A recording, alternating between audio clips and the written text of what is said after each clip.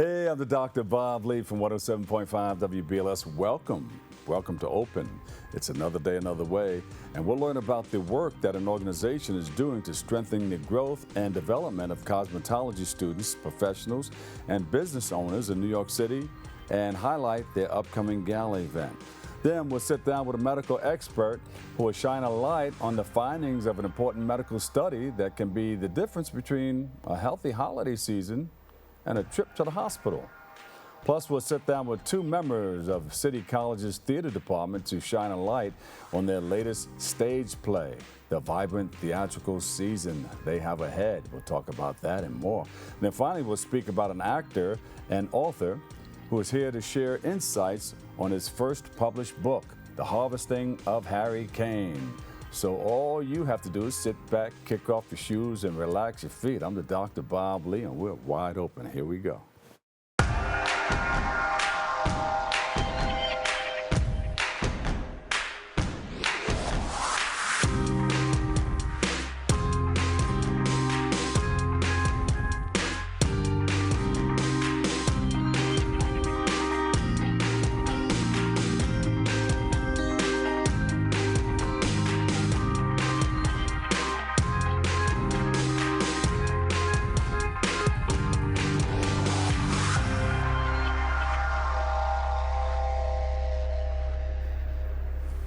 Hello, I'm your host, Dr. Bob Lee, and you're watching Open. It's that live interactive program that brings the Bronx and New York City straight to your TV set. All you have to do is stay connected to us through social media at BronxNet TV. Leading things off, our next guest is the co-founder and president of the New York Hispanic Cosmetology and Beauty Chamber of Commerce, and she joins us to highlight how the organization is aiding in the growth and development of beauty professionals. And they're dealing with students and business owners, and they're going to speak about the annual event that empowers domestic violence survivors. So please welcome to the show, Rommy. Rommy Pennella is in the house. Rommy, hi, how are you? Good morning. I'm doing good. About yourself? I bet you thought I was going to sing that song. I was hoping you wouldn't, but you did last time. I can do a remix version of it. I'm hanging with Rommy. I get it all the time. How but are I'm you? from the Bronx. I'm good. Yeah, all right, beautiful. You look nice and springy and, tropical background and everything with the trees and everything. Are you in the Bronx right now? No, I'm actually in Westchester. All right. That's the other Bronx. Yes. Upper Bronx. Where our office is in the Bronx. I'm born and raised in the Bronx, and I went to school at Fordham University in the Bronx. So beautiful. Listen, Rommy, give us a little background. You were here before, but for our audience, give us a little background about you and how you got started into what you're doing right about now. Absolutely. So I collaborated with my mom back in the days. 20 years, the not-for-profit organization has been around. Back then, I was working with Kraft Foods, and I was working with IBM as a product development manager. And my business skills went into this organization. My mom was more of a teacher, a professor of cosmetology. Mm-hmm. And she have noticed a lot of people will graduate or come from other countries that can't obtain the license. And when they realize the license, when they want to submit, it will cost $5,000-$6,000. When in reality the application is $45. So we collaborated together and created this non-for-profit organization will help people to obtain their license. For those people who come from another country to get the diplomas and hours, they'll bring it into the United States, and we'll help them to obtain their license. Mm-hmm. Not only obtain their license, but we educate them. We give them workshop, for, beauty technology, but also how to open a beauty salon or beauty industry in the United States. So we have been doing it for 20 years. We have many people who went from, from shelter to a point where they're running 2 businesses and salons or 3 businesses nowadays, become successful. And why they do that is because we have the tools and the resources we have gathered over the years, and to be able to give them the tools and the education so that they can move forward. Mm. So there was a program called Beauty Business Program that is very very straight to my heart. 10 years ago, I had opened this program. And why? Because I noticed a lot of single moms, domestic violence victim, those who are youth who doesn't know where to go. This is a short-term career that we provide them with the tools, again, the education in the beauty industry, and to understand, because you could be talented in the beauty industry, but if you don't know how to operate or a beauty business, it's not going to go far. So we would like to, share their thoughts with a lot of expertise in different areas in the beauty industry so that they could become successful. How's mom doing? And is she still on the road with you, talking at different places? I think she has more energy than I do. I swear. It would be 9, 10 o'clock, and I'm just like, okay, I beat it. It's been a long day. She's like, okay, I'm going to the next event. Oh, wow. She's on fire. She's on fire. 72, but she's on fire. And I don't know how she does it, but she does. And she loves what she does. She's been a community leader for many years. Matter of fact, she was the first Latina in BronxNet show called Abriendo Brecha International. And I remember being 15 years old, being in the camera, being in the computer room. So we have history of BronxNet. So the whole family did. And growing up, looking at the community, how she helped the community, how people transform their life just by a little bit of help, a little bit of knowledge to give them the hands and tools to get where they want to be. And I fell in love with it. I fell in love to see people transforming their life. And if I could be able to bring in more business skills, I will. And I have been doing it for over 20 years. And it's a great organization that really have proven records of how many people we have helped over the years. How has your background working with the BronxNet and watching your mother speak and everything helped you with what you're doing today? Well, first thing first, meeting people, networking, talking to people, and just share your story, share what your organization mission is about. So learning from television, going and growing and understanding how that works, and understanding how to lead a community, how to find a purpose, how to transform people's life.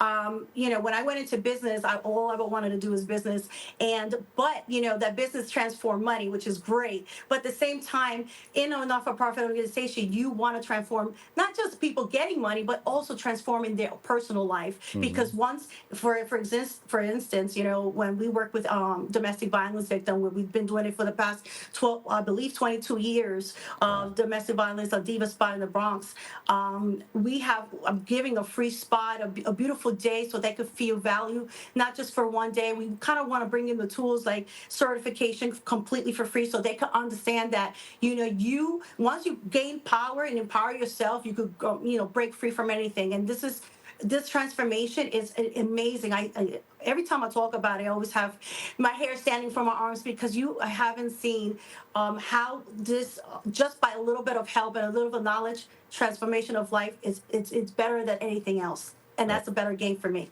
I see you have Ruben Diaz at one of your events there, huh?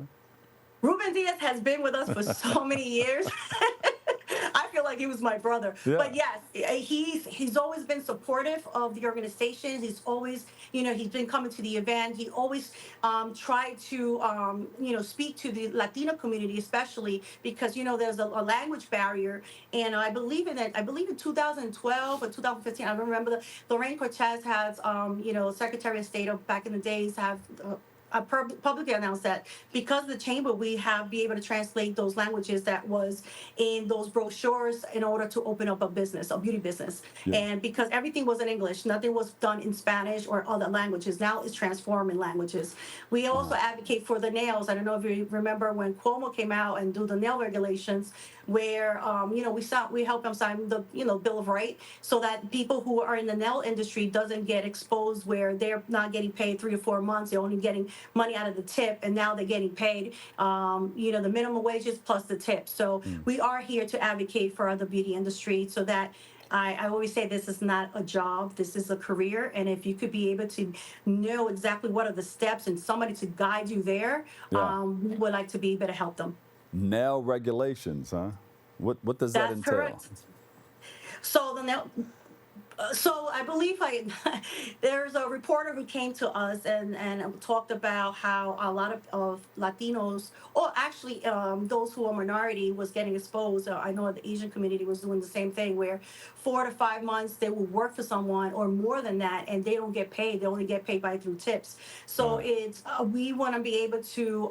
We created with the, I believe, the laws of regulation with Cuomo back then, former Governor Cuomo, so that people who in the nail industry not only get paid their salary but also get their tip, and it's where they're working for a year and they will obtain their license before they have to study in order to get the nail education. You still can, but if you work with somebody as an apprentice and you work with them for the year, you will be able to obtain your license.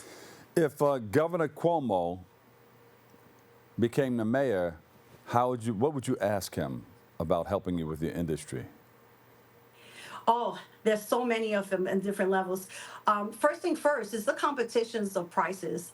I believe that a lot of two things. One, a lot of people since COVID has been working in their homes. There are a lot of businesses are losing their employees, and therefore there's less services on their salon, and they're struggling. How can we be able to help those who are working from home but have the same regulation, same laws as those who make those payment as those who are a business front? And two, be able to have the opportunity for all those who in the beauty industry have a price regulation. For example, there's a barber shop here, they charge you $20 for a haircut, and they're not obeying all the rules. Matter of fact, sometimes they don't even have their license. And over here, they have all their license, they're obeying the rules, and they're sterilized, because a lot of these, when they're very low in prices, they don't have the sterilization and sanitation on top. Yeah. Matter of fact, there's so many lawsuits that happens when men have worms behind their heads. And why is happening? Because of bacteria, because they don't clean and sterilize their tools. So therefore, those who are in regulation, those who are on top of sterilization and sanitation, those who are obeying the regulation, up their value of prices, because it does have cost money, and people goes to the one who are cheaper versus the one who are intact. So Yeah. it would be great that everybody complies, everybody have somewhat of the prices of them almost the same. And you know what, not for nothing, back with former board president Ruben Diaz, we were advocating to have our beauty salons in letters. For example, the restaurants that have letter A. If those who passes Right. all the tests, it would be great to have a salon that way, because not for nothing, you working in skin, you cutting people, you going into shaving. Yeah. So those are the things that are health issues, and of those customer who doesn't know exactly what could you could carry bacteria, especially nails. Nails, they file in the same nails, and you cut them, you get nail fungus. And people don't understand why they get the nail fungus. It's because of sterilization and sanitation. So it's so important. Like we were doing those letters, and I hope one day we could be able to apply that, where we have letter grades for a beauty salon, so that customers, and not only the customer, but the owner of the salon, will be feeling great that they could provide a clean services for their client. Yeah. All right. Excellent. Yeah, I'm going to be interviewing him, so I'll try to ask him something about that. He's amazing, amazing. So, do you have something coming up? You have a gala or something coming up?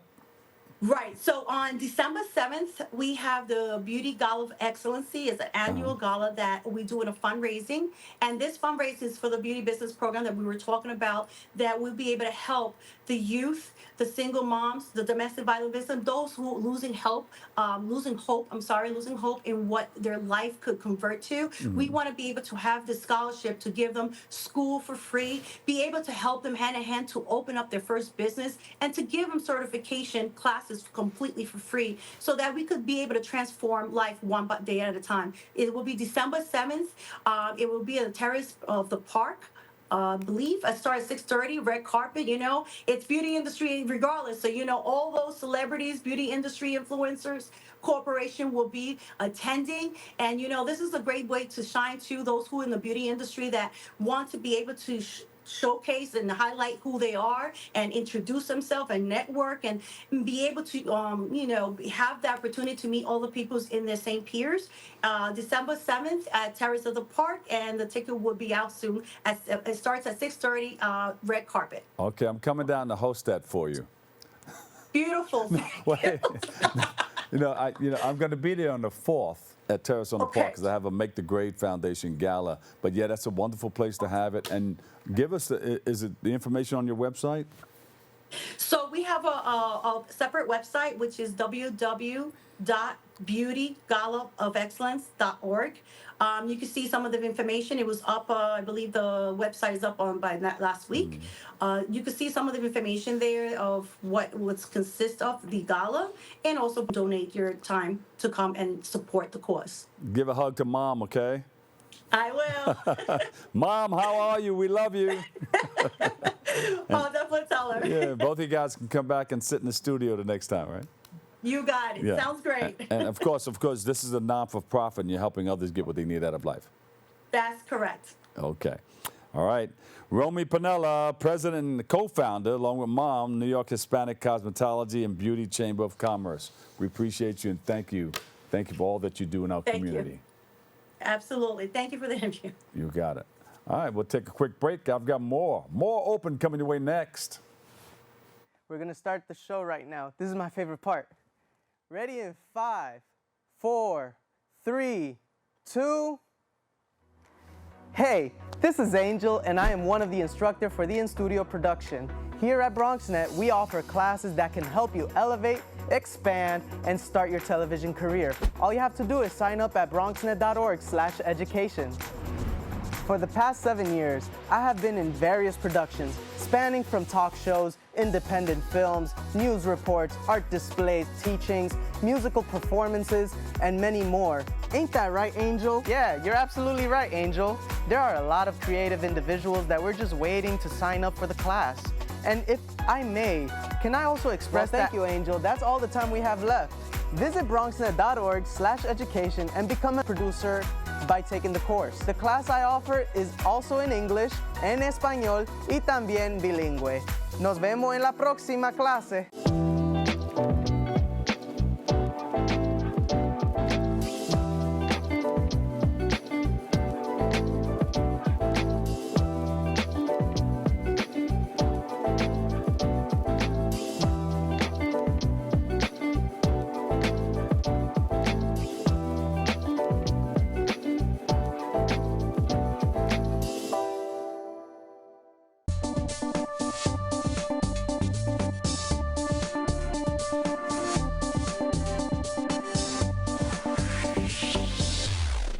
And welcome back to Open. You know, with data finding up to about 350,000 RSV hospitalizations in 2024 and 2025, and peak RSV season fast approaching, a recent study in the Journal of American Medicine Association, co-authored by Montefiore Einstein investigators, they have everything like laid out for us. So we're going to speak to this person. Our next guest is an attending physician of the Division of Critical Care Medicine and an associate professor of medicine at Montefiore Hospital. And she joins us to highlight the findings of this RSV vaccine study and so much more. So please welcome to the show, Dr. Amira Mohamed. Welcome, welcome, welcome. Thank you. Thank you so much, Bob. Thank you for having me. You know, people don't think too much about RSV. Talk about it. I mean, it's a virus, right? Yes, no? Yeah, so RSV is actually, yes, it's a very common respiratory virus. RSV stands for respiratory syncytial virus, and it actually causes something similar to a bad cold. So it would cause a stuffy nose, and a runny nose and sore throat. Mm-hmm. It could cause a low-grade fever and some generalized body pain. Usually in adults, especially healthy adults, it would last for about 1 to 2 weeks at most. But in people with chronic conditions or a problem with their immune system, it could cause more serious illness and can lead to hospitalization. So you'd have to stay in the hospital for a few days to a few weeks. And of course, it's contagious. Yes, it is contagious. So it is like the common cold, and like the flu, it would be transmitted by body fluid. So if somebody sneezes on their hand and shakes your hand after, you can get the RSV virus. Can you walk us through the recent study on RSV vaccines? Yeah, I'd love to. So this is a very large study that we recently completed and published in the JAMA Journal, which was one of the biggest medical journals in the U.S. This study included our hospital, so it included patients from Montefiore. It was over 26 hospitals in total, so a very large study. Over 20 states were involved in this, and it went over 2 RSV seasons, so a little bit less than 2 years.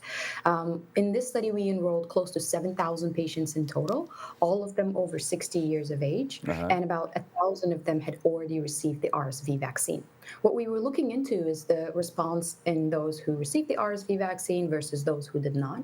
And we found that those who received the RSV vaccine were 58% less likely to get hospitalized with RSV over 2 seasons.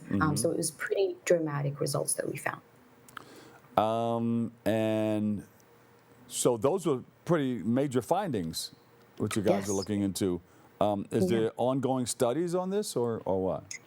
Yes, so we're continuing these studies. We're still looking into the RSV vaccine. We're still looking into how frequently, for example, you're supposed to take it. We're looking into side effects, if there are any. It seems to be very benign so far, but we're still looking into that. And we're looking into how protective it is in other populations. Because in this study, we really focused on people over the age of 60. So we're trying to see if there are other people that may also benefit from it. You probably won't be able to find out too much about the side effects until you find out how often it should be taken, maybe. I don't know. What do you think? So we actually do know a lot about the side effects, because remember, before this was available for the public, we were still testing it before that. And right now, we've been giving the RSV vaccine for a few years, so we know what side effects we have so far. The most common side effects is very similar to when you receive the flu shot. So the most common side effects are benign, such as pain and redness and swelling in where you got the shot. You could feel some fatigue, maybe some headache, and in some people a low-grade fever, but really doesn't last more than 24 hours. The most serious side effects that have been noted is a disease called Guillain-Barré syndrome, which would affect the nerves, especially the movement nerves and the arms and the legs. But this is very uncommon, and a recent study in JAMA quoted it to be about 11 in a million doses of this vaccine, so really, really uncommon. You could also get a severe allergic reaction, but also extremely rare. And when it affects the nerves, what's the symptom of that? What's the reaction to that? Is it a shaking of the hand or shaking of the leg or nerve damage? So Guillain-Barré is a very rare disorder, but what it would do is that it affect the nerves of usually starting with the legs, and you wouldn't be able to move your legs, or you would be very, very weak in moving your legs because it affects your motor function. So it would affect the movement in the legs, and it could gradually to the arms. Like I said, it's extremely rare, and in a lot of cases, with treatment, it would go away. Yeah. Doctor, what was the overall vaccine effectiveness against hospitalization over the past 2 seasons, maybe? Yeah. So I'd like to define what we mean by season. So we talk about flu season, we talk about RSV season, and it's really a period of months where you're more likely to get the disease. As you can guess, this would be over the winter months. So a season would be somewhere around the fall, so around August, September, all the way through the winter, and the highest incidence would be, or the highest chance of getting the disease would be in December, around the holidays, like you mentioned, and all the way into April. So we consider this the flu and RSV season. So what we found, we recommend getting the flu vaccine and the RSV vaccine earlier in the season, so around September or October now. What we found is that if you receive the vaccine over that first season, your protection is close to 70%. So you're 70% less likely to go to the hospital. It's still protective over the next season, but it's not as protective. So it goes down to 49%, but there is still some benefit. Yeah. And how effective was the vaccine for different risk groups, such as those with compromised immune systems or cardiovascular disease? Yeah, so a compromised immune system is essentially, it means that you have a problem with your immune system. Hmm. Those patients did not benefit as much, so they benefited, their decrease was only 30% in hospitalization, compared to those who had a good immune system, their decrease was 67%. Hmm. So not as dramatic, but still there. Similarly, people who have heart disease or cardiovascular disease, their decrease in hospitalization was about 56%, compared to those with healthy hearts, Hmm. their decrease was about 80%. So you're 80% less likely to need Yeah. to go to the hospital. So we do see some groups that did not benefit as much, but essentially overall there was a benefit in nearly everyone who got the vaccine. Yeah. And how long does the protection from the new preventative options last? And will annual doses be necessary? So that's a really, really good question. And this is one of the things that we're looking at right now. Like I said, there is still some protection in the following season. So if you receive Yeah. the vaccine today, you still decrease your risk of hospitalization the following season. But we don't know if getting another dose would, theoretically, getting another dose would improve your immune system, kind of like it does with the flu. But how frequently should these doses be given? And should it be less than a year, for example? Should it be more than a year? Are still things that are under investigation. My recommendation would be to talk to your doctor, just because there's a lot of studies that are coming out right now with the duration of protection, and I think things are going to be updated very soon. Yeah. What would you tell people listening or watching us right now about how to protect themselves and stay safe during the flu season? I think it's very important to get your vaccines, whether it's the flu shot or RSV vaccine, if you are eligible for the RSV vaccine, but also practicing hygiene, kind of like what we used to do during the COVID times that I see less of now, washing your hands, sanitizing your hands, and whenever you are in public, trying to protect yourself when you're sneezing or you're coughing, especially when you're in crowded areas. Hmm. But there are a lot of things that we can do to stay healthy, and I think one of the ways we can also protect our loved ones is to get the vaccine and make sure that we're protected. What about outreach? Are you? I know you're coming on BronxNet, letting everybody know what's going on with it. Is there other outreach that we're looking at, or that you're looking to do? Are you going to Yeah. go out, maybe do schools and community centers and churches? Absolutely. So we have a dedicated outreach program as part of Montefiore. Like I said, a lot of the patients that were enrolled in this study, and this is just an observational study Yeah. where we kind of watch but don't intervene and see what happens to people who have gotten the vaccine or haven't. A lot of the patients were from Montefiore, so they're from our community and they're here. So we are reaching out through our outreach program in churches. We give talks in libraries. We have involved in youth programs. We go to schools and assisted living facilities, and we talk about the vaccines and how important they are, not just the RSV vaccine, but a lot of the other vaccines that are provided at Montefiore. Seems like you've been doing this for some time now, Doctor. What's next for you?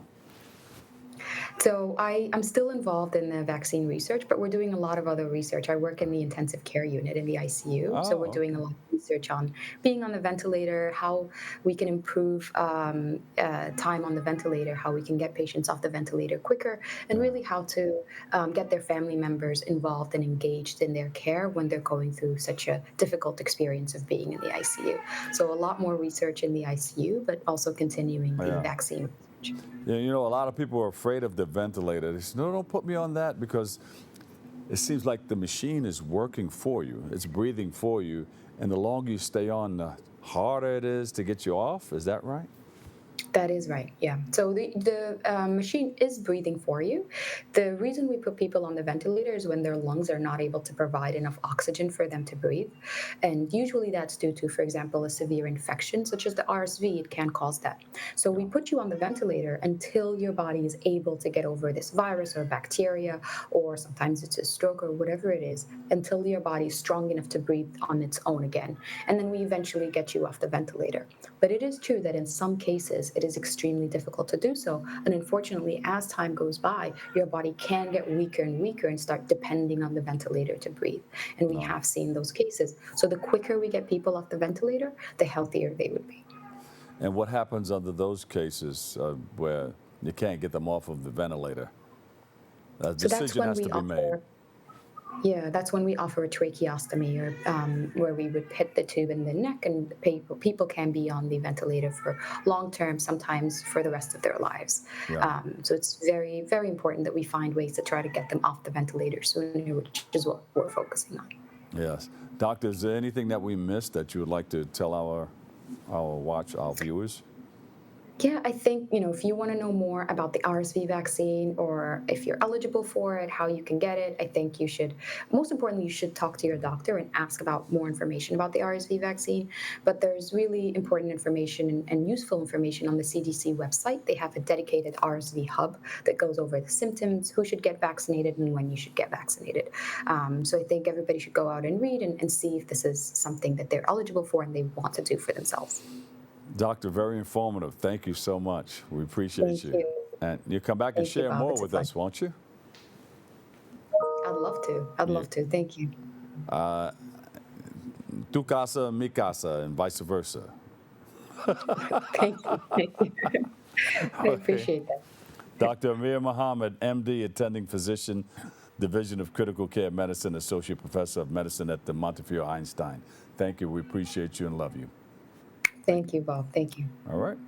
We'll take another break and we'll come back. I've got some more open for you next. 19.7% of Bronxites currently experience food insecurity.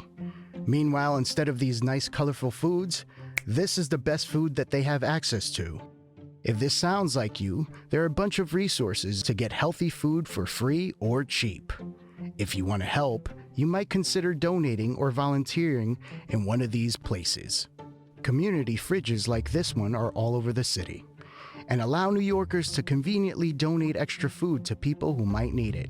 Go to this link and find your nearest one. Food banks and pop-up events like these provide millions of healthy meals to families in need. These organizations are distributing meals to Bronxites as we speak and are always accepting donations and volunteers.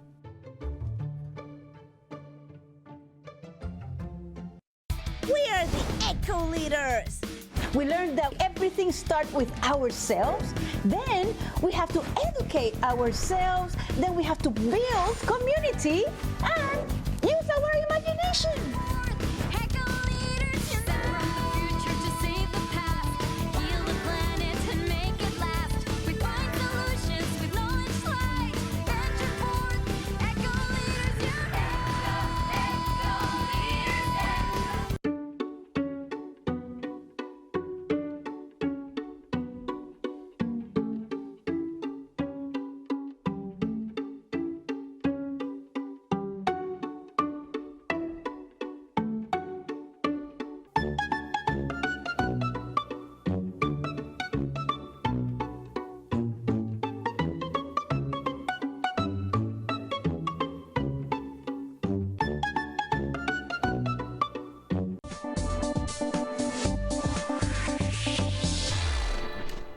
And welcome back. Our next guests are a bright student and passionate faculty member of CCNY's Theater Production Department. And they join us to speak about their latest play, Siege of Deli, and hint at what's to come. So please welcome to the show, Naren Weiss and Shaena Gibson. Welcome, welcome, welcome, welcome to the show. Thank you for having us. Now, you guys into acting and everything, and you got monologues and all the stuff that you have to put together. We do it all, Yeah, all the I writing, the know. acting, the producing. Been through it. I did some acting and all that stuff, and I did a monologue and everything. Got an A in college, and yeah. Heck yeah. And then had to go on sets, you know, on these go-sees and all that stuff. You know how to put it all together, right? Yeah, it's a process. So you both put together monologues. Yeah, yeah. All right. Yeah, now we you do. know what I'm going to ask you, right? Can you No. Can you deliver a monologue now? You don't have to do it. You don't have to do it. But thank you both so much for joining us. Tell us about the latest play shown at City College. It's called Siege of Deli. It's set in a deli in the Bronx. The whole play unfolds, and we slowly realize that this deli is actually a front for a group of persecuted people in America trying to find their way out of it. And Shaena played the deli owner and anchors the whole play. Yeah? Yeah. So how does it feel to be the anchor of the whole play? Well, it was my first time for sure, like leading a production like something as heavy as Siege of Deli. But I enjoyed my time full out. It was a new play development process. So like in the spring we had a reading, and throughout rehearsals we would get like new pages or like new edits from Naren. And it was cool. It was fun to like hang out with my friends from 6 to 10 and put up a project together. So, You have bragging rights now? She definitely has bragging rights now. She delivered a extraordinary performance, Really? quite unbiasedly. Yeah, to be an anchor of a play is a lot of work, and you know, the talent is one thing, but the commitment that she brought to the role, she's very much influenced by Kobe Bryant, and so that work ethic of first in the gym, last out of the gym, that translates to the whole thing. That's what it takes, though. It is. That's what it takes to get the job done. Oh, you're gonna go a long way if you have that work ethic, I hope so. and you got that talent, you got the skills. What? I hope so, definitely. I'm very much inspired by Naren, of course, City College, my peers. Like, I feel like our work ethic is definitely based on the love rather than like, you know, the money that's being put into our school. You know, we don't really have too much, but I feel like a lot of our projects are done by the love itself and community, for sure. Mom and Dad very proud of you, your friends, sisters, brothers, and everybody, like? Yeah, definitely. Yeah, for sure. I'm the first in my family to really like pursue the arts. Currently like in school, but my family and everybody, we're so artistic. My two brothers, they're really into photography, music. My dad had like body-sized speakers in the house, so like, you know, the music and art runs my family. So yeah. He used to like sell CDs, so definitely. My mom loves music and art itself, so yeah, for sure. Beautiful, beautiful. And what part do you play? I know you're holding everything together too. I wrote You're an anchor like her.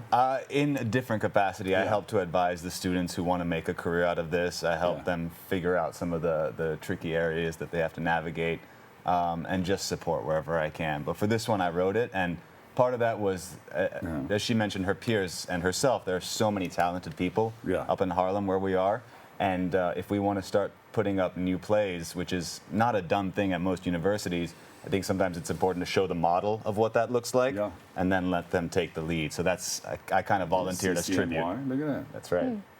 Yeah, it's like Hogwarts on the over hill there. there. It's beautiful. Yeah. We're very lucky to be able to be there. Are you able to put it in any of the shows, like the what do you call those things that they have? That they rate it and all that stuff? Oh, right, yeah.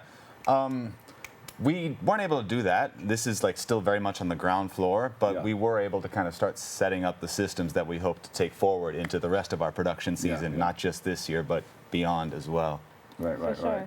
And like with City College, like something that makes us so unique is that our theater department, it's a very like huge umbrella of subjects. So we're not like a BFA program where like each student is like a specific track. Like all of us are learning acting, playwriting, directing, stage management, like theater criticism. So a bunch of like our reviews are mostly students themselves in classes, which is really cool. Well, it's going to get out. It's going to go further. It's going to go beyond that. For sure. Yeah. So, what was the inspiration behind this whole thing? A while ago, there was a prominent member of government who came into kind of like a disciplinary moment, and he was being disciplined by people he had selected. And I started wondering, well, if all of our systems are broken, if all of our institutions are at odds with each other, then how do we grapple with that, and how do we keep moving through the world with some semblance of hope? And I believed that the point of being here is to help each other, to help one another. And so I wrote a piece in which a community helps each other. The piece is centered in the Bronx. It has a bunch of Harlem and Bronx students in it. And then once she stepped in and said, I want to audition for the piece, I went, it's a wrap. That's yours. It's hers. It's hers for the long run. Yeah. That's good. Good. So yeah, we're probably going to need more information like that, more so now than ever before. Yes, exactly. Right. Exactly. Definitely. So people watching or coming to check it out, what do you think they're going to take away? What's the takeaway on this? I'll throw that to you. What do you think that takeaway would be? What are they going to learn? I think for sure, once people have seen Siege of Delhi, they'll definitely take away that, like, the main people on the front lines of change are everyday people.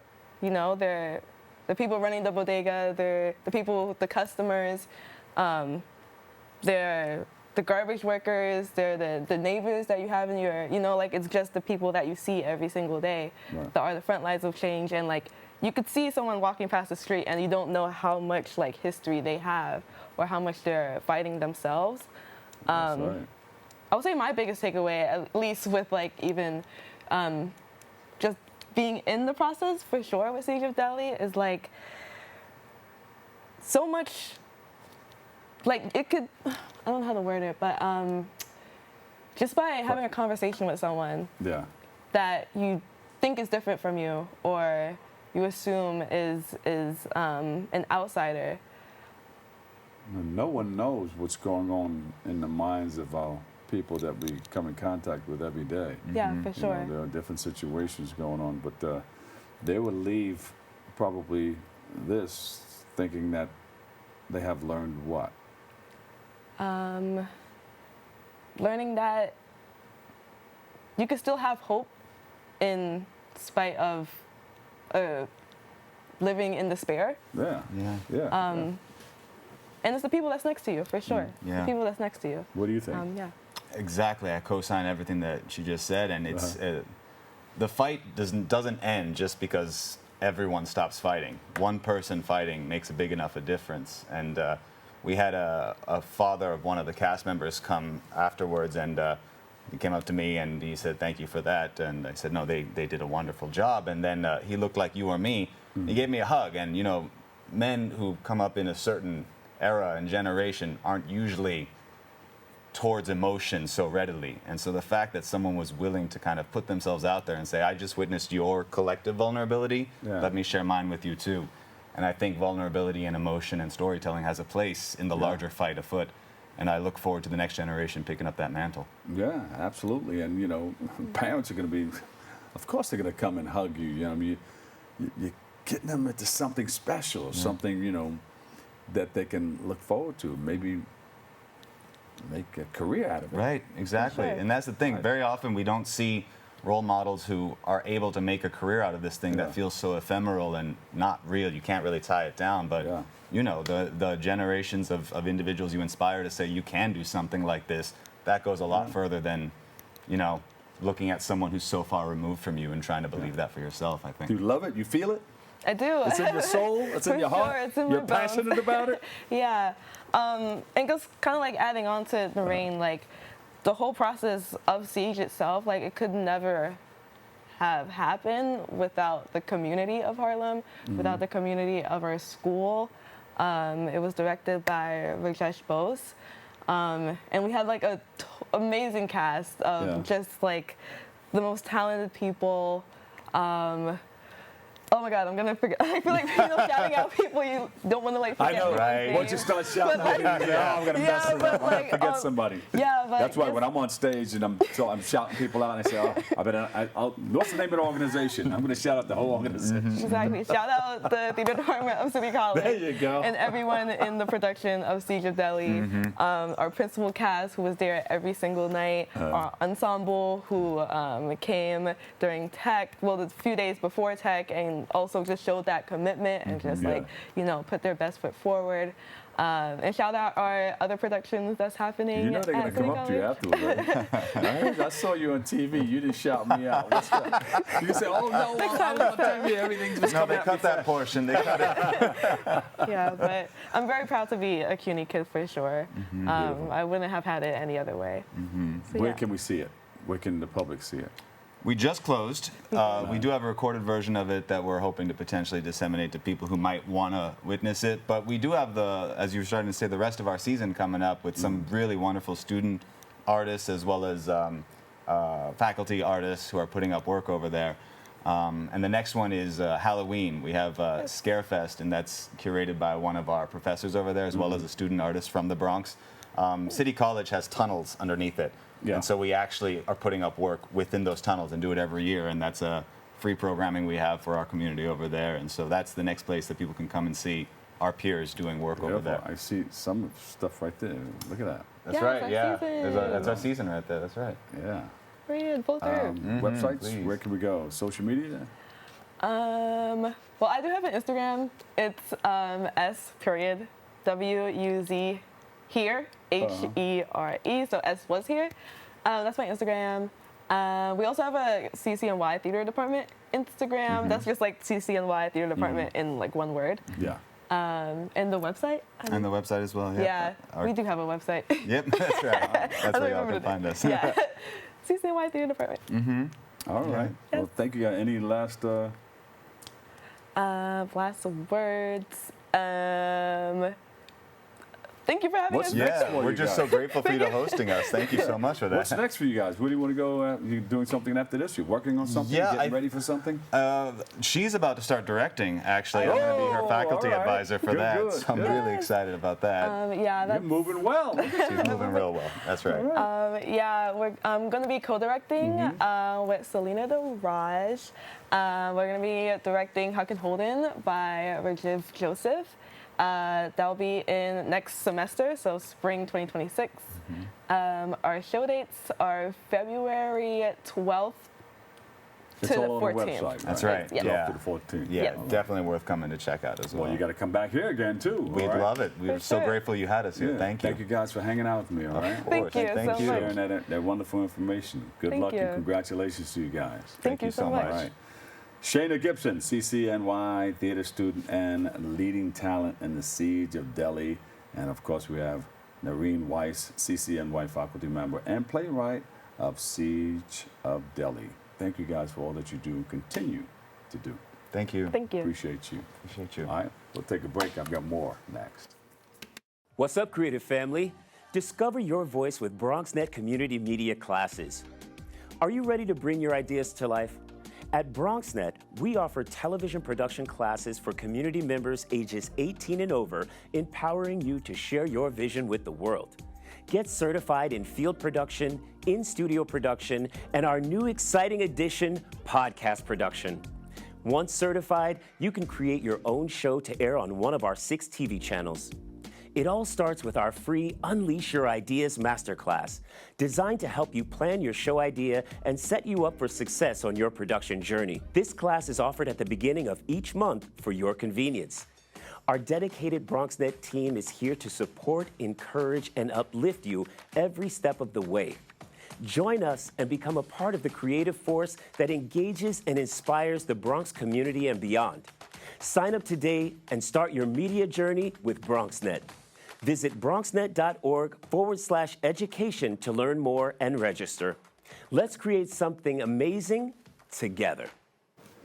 And welcome back. Our last guest was born in New York City and was called several cities home across the U.S. and Mexico.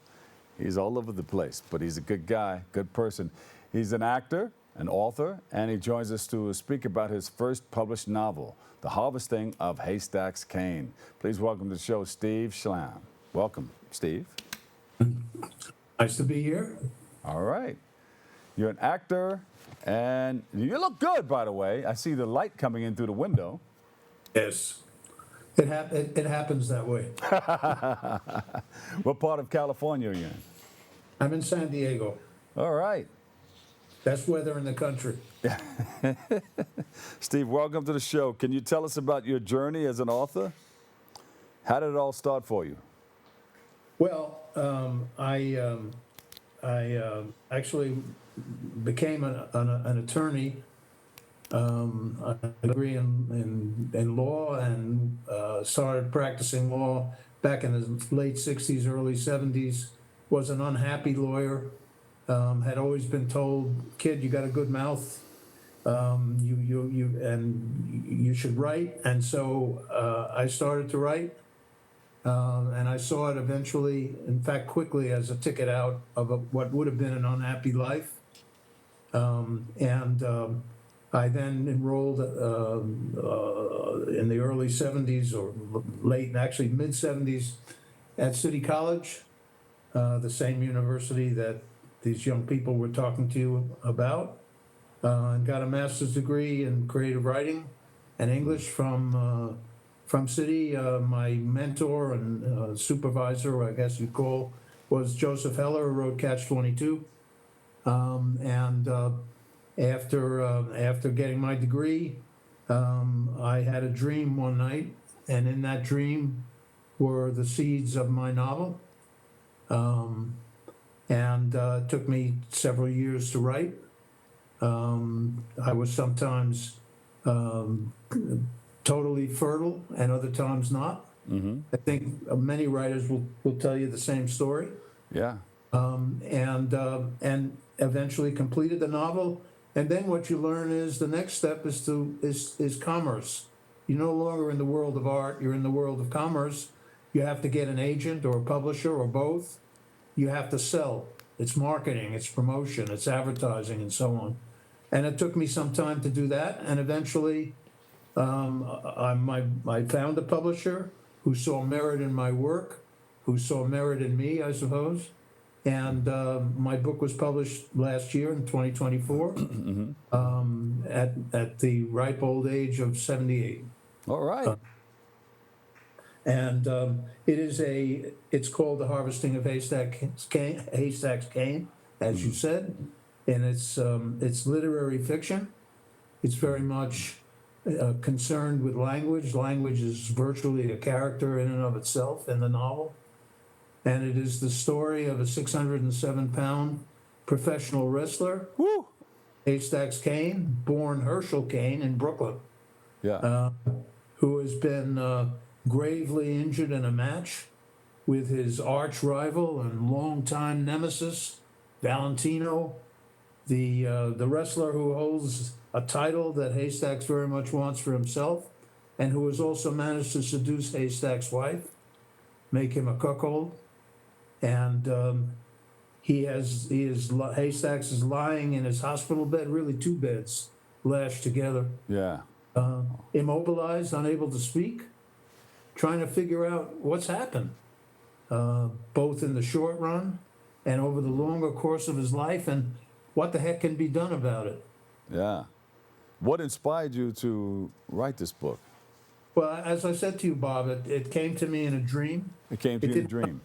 It literally, I mean, that's a writer's cliche. Oh, it came to me in a dream. But in my case, it's really the truth. It didn't come fully formed.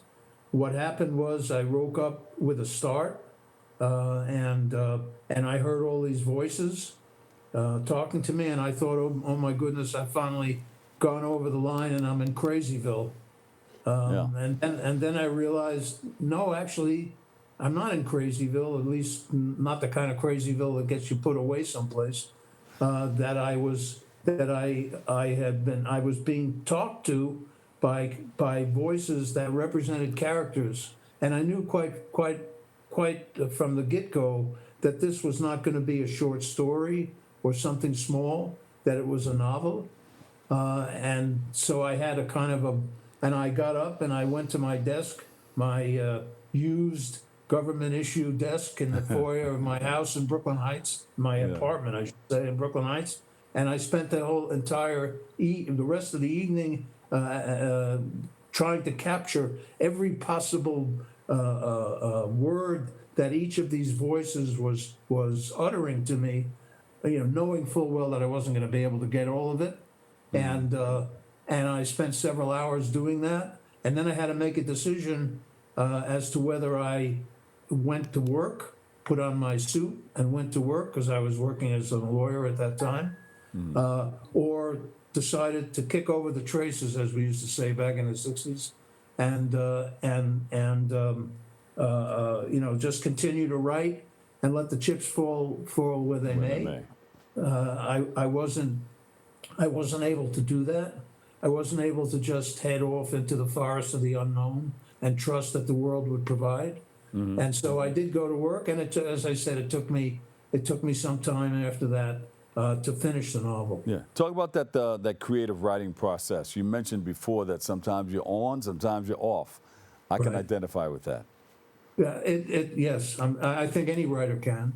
In fact, I think any creative artist can. I think there are times when you're as fertile can be, when the land brings up crop after crop, and it's all beautiful and it's all nourishing and so on.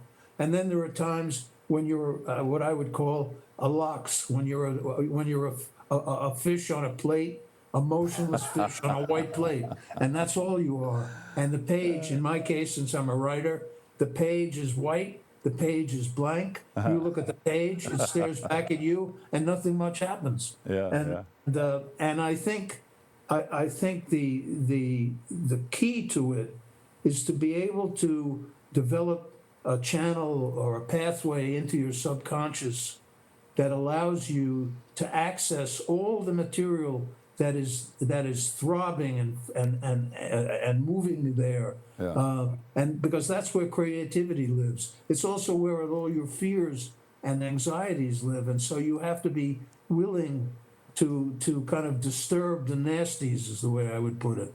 And if you can do, when I did that, when I was open, when I was able to access my subconscious, when I was able to take what was there and put it on the paper, and not censor and not control and not impose order on that material, when I let the characters lead me along and show me their heart and soul in the process, take me where they needed to go, the words flowed out of my arm like a wonderful stream. It was as though I was sitting there watching someone else write the novel. I was watching my arm write the novel. And when I wasn't able to do that, when I was uptight, when I felt the need to impose and take the character somewhere where the character may not have wanted to go, then I was fallow. I was stuck. I was not able to do that. I know a lot of people experience that, but when it flows, it goes. Put the pen to the paper, let it go, let it flow. That's right. There are a lot of people who want, they see books out there and they read books and they say, I want to do that too. What do you tell people who want to start maybe writing a book for the first time? I give them the simplest advice that you can possibly give someone in that circumstance, and it's one of the world's 12 great ideas. Just do it. Just do it. Yes. I was interviewing LL Cool J, and I asked him something sort of like the same question. He said the same thing. Just do it. Just do it, because it'll resolve itself. It'll take you where you need to go. Yeah. Where do we find your book? How can we get your book? It's available on Amazon, of course. Mm-hmm. It's available at Barnes & Noble. And it is available I like to say, wherever good books are sold. Steve, thank you so much for joining us. Good luck with the book. Is there a website that people can go to find out more? Yeah, you can. Well, you can go to my website, www.steveschlam.com, and that's STEVESCHLAM, all small letters. There you go. Steve Schlam, actor and author, The Harvesting of Haystacks, Kane. Thank you so much. We appreciate you. My pleasure. You got it. Unfortunately, that's all the time we have for today's show. No! I want to thank you, our guests, for joining us, you, our viewers, for tuning in and checking it all out. You can keep following us on social media, BronxNet TV. You may join us next week for a new episode of Open 2. I'm the Dr. Bob Lee. Always remember this: what you are is God's gift to you. What you make of yourself is your gift to God. To choose your choice. Let your choice control the chooser. I'll see you over 107.5 WVLS. I love you all. Peace.